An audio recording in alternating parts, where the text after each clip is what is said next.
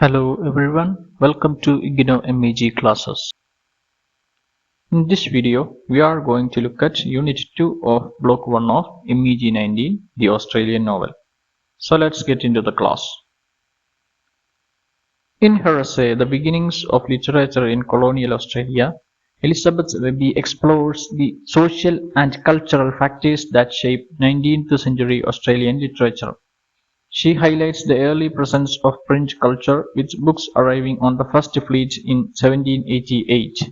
Settlers, including convicts, had limited access to reading materials, and religious tracts were distributed to promote literacy.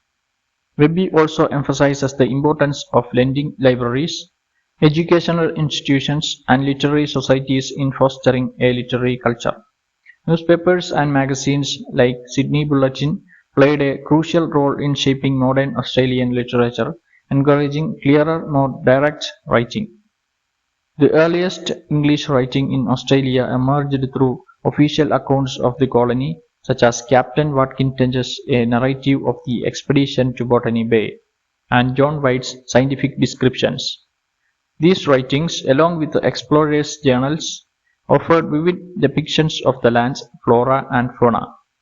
Descriptive prose dominated, setting a realistic tone. Women also contributed with works like Louisa and Meredith's Notes and Sketches on New South Wales. Early literary forms such as ballads, diaries, and letters helped shape the foundations of literature, reflecting the colony's unique conditions and the settlers' attempts to understand an unfamiliar land. The 19th century Australian novel emerged from country's colonial and convict origins, reflecting themes of settlement, migration, and the harsh realities of the environment. The first novel, Quintus Servington, by Henry Savory, is a convict narrative, marking the beginning of a genre that portrayed brutalities of the penal system. Other notable convict novels like Ralph Rashleigh by James Tucker and Marcus Clarke's For the Term of His Natural Life depicted the struggles of convicts and the inhumanity of the penal system. These novels often focused on survival, resilience, and the moral complexities of colonial life.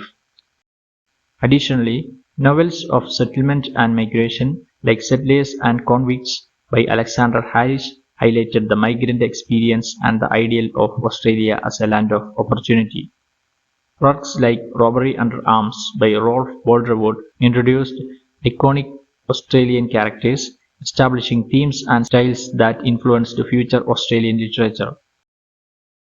In the 19th century, Australian women novelists made significant contributions to the development of the nation's literary tradition.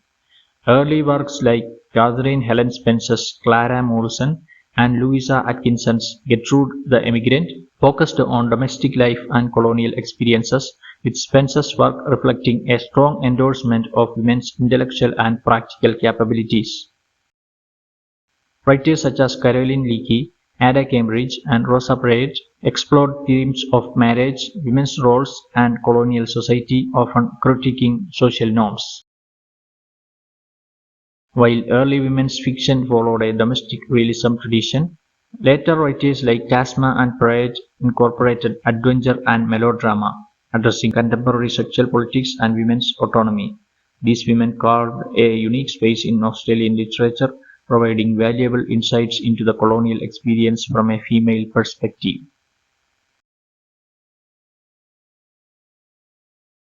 Thanks for watching.